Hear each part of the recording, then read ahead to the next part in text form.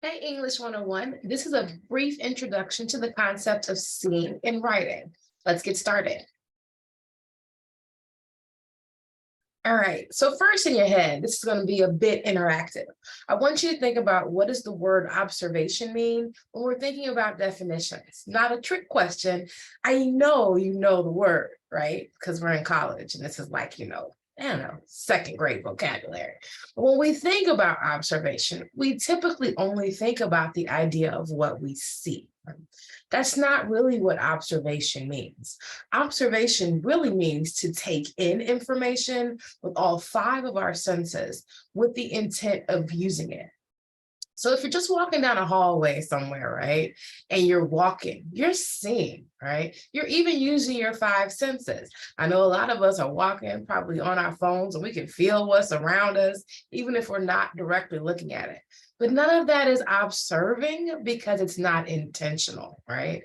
We know we can directly walk past someone that we know, love, that might be our best friend. Oh my, I didn't see you, right? So I want you to think about the difference. In this brief presentation, that really is the key thing that I want you to focus on. What we're doing here has to be intentional. I'm not getting ready to tell you anything that you don't already know in this video. What I do want you to think about is how can I do this intentionally, meaning I am doing it on purpose with the intent of using it for something in the future. In this class, very often that in the future is going to be an essay or a podcast or a video or some other type of composition we're putting together. So keep that in the back of your mind. Observation is more than just taking in information. It's intentionally taking in information. All right, so I want you to think about a dollar bill. And when you think about observations here, this is something that you see all the time, but you probably don't take in everything that's on here. If I asked you without showing you this picture, what's on a dollar bill, to describe it to me, most of the time people miss about 85% of the things that are on a dollar bill, even though you've seen them literally zillions of times, right? And it's important to think about when we think about our country, the document that people outside of our country that are not citizens, maybe have never even been to the United States before, most likely will have come in contact with, will have been our currency, right? The dollar bill is used in almost every country in some kind of way. So I want you to think for a second, what's on here? Observe it. What do you see? What does it look like? What does it mean, right? And then I want you to think about the difference between observing and inference. An inference is an intellectual leap from what you see, what you're observing, and what those details suggest. So when you think about the items that are on a dollar bill, if I'm not from the United States, have very limited contact with our country, what would I think was important based on what I saw? So let's go back, right? So we got George in the middle, right?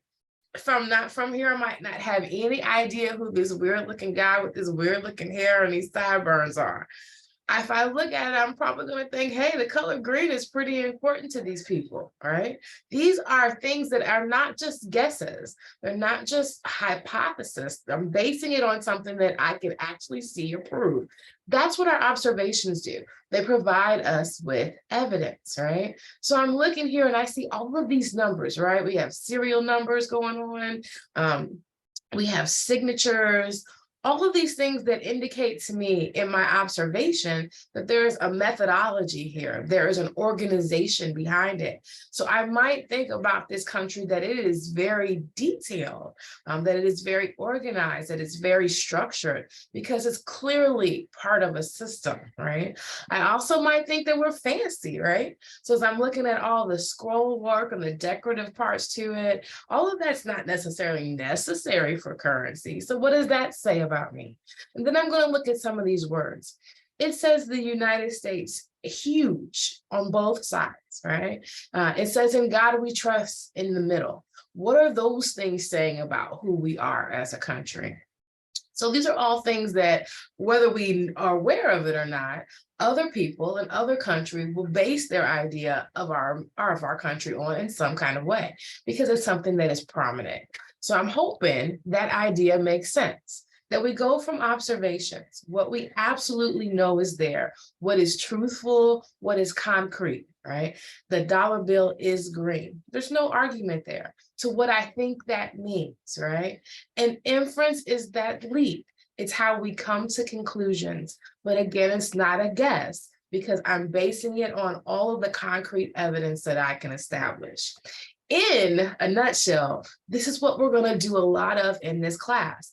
We are going to prove our inferences using evidence as we move forward in our compositions. All right, so let's practice. Got this person up here on our screen. I want you to look and tell me in your head, as you're listening to me talk, what do I just observe? What do I absolutely know is there for a fact? And some of you are going to be tempted to say, she's smiling. And I would back you up and say, no, those are inferences, and I'm asking you for observations. What can I say? Her mouth is open. I can see teeth. Actually, I can't even say her, right? I could say there are two ponytails. The hair has been separated. It's swept to the side. Yellow shirt, hands on face. I could say elbows on a wood surface. There's a white background. There's a shadow on the wood surface. 2 ears, 2 eyes, eyebrows, nose, pink ponytail holders. Those are all absolute, concrete, observable details. What can I infer from that, right? So when I'm looking here, because of the hair and the ponytail holders and the shape of the face and the yellow shirt, I'm going to say, yep, I'm going to go with that. This is a girl, female, and I'm going to use those pronouns in my inference. Do I know that for sure? I absolutely don't. But logically, I can prove that based on my observations. Is it a possibility that I'm wrong? Yes. But being right and wrong is not always going to be our goal here. What we want people to do is to be able to logically follow along with our conclusions, so that even if they disagree with us, because that's going to happen almost no matter what you compose, they can see how we got to how we believe. That is what we're trying to do. Other things I can infer from this picture. I'm going to infer that somebody loves her because she's young, right? I'm looking at her skin and her size in those observations, the size of her teeth, those things indicate age. So if she's this clean and this well put together, somebody loves her enough to do that. And then I'm looking at the background of the photo, right? This looks like a professional photo to me. That's an inference based on the background, the lighting, the shadows, the pose, right? I'm even going to infer this is probably school pictures, right? I'm looking at how clean her teeth is, and I'm saying these people got up and they said, I'm going to put my baby together today. She's going to go to school and take this picture, and it's going to be awesome that she's happy and that she's loved because someone is feeding her and taking care of her and all this good stuff that I don't think that would happen for a child this age if there was not somebody else involved. Again, could I be wrong? Sure, I could. But can you see how I logically got to that conclusion based on things that are concretely observable? I bet you can. So let's try it one more time. This is our next picture. So I want you to think in your head again, what can I actually observe? What is concrete in front of me on this picture that I can see? Listen them in your head. So now that you have your list, I want you to think about what you infer. So in the previous picture, I talked about what I thought was going on in that girl's life. In this picture, I'm thinking, I don't get the same vibe, right? So my inferences based on my observation are different. So in my observation, things that are prominent to me is that the hair is fuzzy, right? That we have one long braid, the dark sepia tones, that there seems to be some type of doll in front of the face. The eyes are looking up, right? These are things that I'm observing, right? The bunch of material, I can't say whether it's a hoodie or not, but it kind of looks that way. And so I'm going to take those observations and move into my inferences. And I'm going to infer that this little girl is quite shy and reserved, and that she's hiding behind that doll, and that she's looking up in some type of reservation. And I don't think she has as a complicated and happy life as the girl previous, based on those observations. So I hope you get that, right? Because this is really important in writing. A lot of you have come to this class and your previous writing experiences have really been based in you telling me what other people think, right? You've probably done research papers and had to quote people and book reports and summarize. The gist of this class is not that. Mostly in this class, what I'm going to ask you to do is to write a thesis and prove that point. Your thesis is pretty simple. It's a topic and your opinion on that topic. Yeah, I said your opinion, which means you have to have one, right? The rest of that composition is about you proving to your reader or your viewer, depending on what kind of composition that you're doing, why that opinion is valid. And we do that in a variety of ways. One of them is outside source work, and some of your assignments will have that requirement. But in all of them, I really do expect you to go work through the process of observation and inference. Sometimes those observations are concrete, the way we did them in this video, and thinking about using your five senses. What can I see, hear, feel, smell, right? All of those things. Sometimes your observations are not. They're things that you understand as you read through and you study a topic.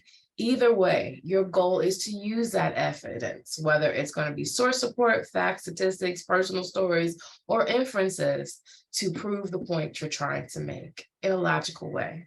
Again, I want to end with saying that your goal is not to get everyone to agree with you.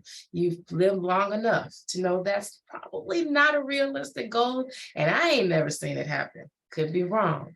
Our goal is for people to see us as intelligent, college-educated, worthy people of listening to, because the goal of rhetoric, and the name of this class is Rhetoric and Composition, is to effectively communicate.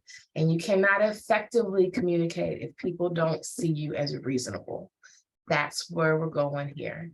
Thanks for watching.